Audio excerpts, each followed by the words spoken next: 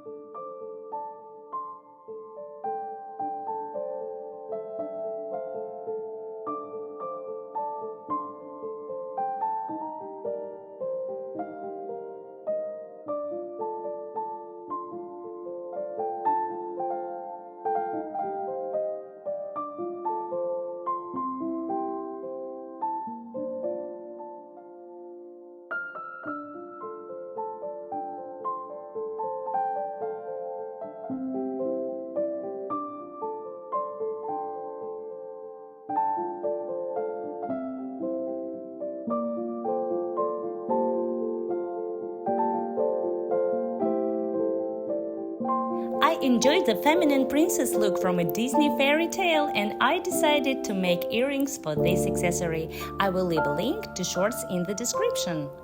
Next time, I will show you how to make an accessory from green flowers.